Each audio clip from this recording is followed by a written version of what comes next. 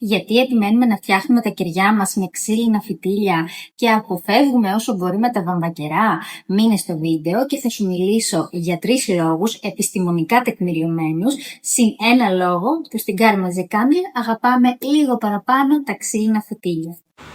Ο πρώτος λόγος βασίζεται στη μελέτη της Κριστίνα Άντερσεν και 12 ακόμη επιστημόνων που δημοσιεύθηκε στο Indoor Air το 2021 και διαπιστώθηκε ότι η σύσταση του φυτιλιού επηρεάζει σημαντικά τις εκπομπές αερίων που απελευθερώνουν τα κεριά με βάση 3 όρους.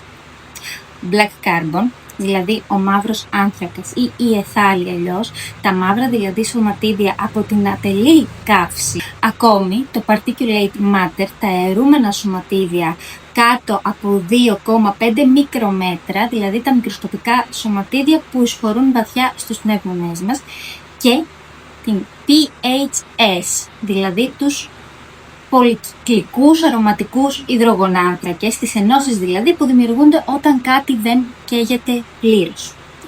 Άρα η επιλογή φυτιλιού δεν είναι απλώς αισθητική, επηρεάζει το τι απελευθερώνεται στον αέρα του σπιτιού σου. Και τώρα, εδώ είναι η διαφορά. Τα περισσότερα βαμβακερά φυτίλια περιέχουν επεξεργασίες που χρησιμοποιούν ανόργανα άλατα ως flame redundants, δηλαδή σαν για μείωση της φλόγας, για σταθεροποιητές φλόγας. Συχνά παρουσιάζουν carbon build-up, δηλαδή το λεγόμενο mushrooming, το λεγόμενο σύννεφο, δηλαδή μαύρου καπνού. Τα ξύλινα φυτίλια ωστόσο έχουν ένα ενιαίο φυσικό υλικό, δεν απαιτούν χημική επεξεργασία σταθεροποίησης και έχουν διαφορετική γεωμετρία καύσης. Και ένα μικρό disclaimer εδώ για να αποφύγουμε τυχόν επιθέσεις στα σχόλια. Δεν λέμε ότι το βαμβακερό είναι επικίνδυνο, λέμε ότι η χημική του επεξεργασία επηρεάζει τη φλόγα. Ο δεύτερος λόγος εμφανίζεται ο διακριτικός ήχος τριξίματος τζακιού, ο οποίος σε χαλαρώνει και δημιουργεί μια πολυαισθητριακή εμπειρία χαλάρωσης μαζί με το άρωμα.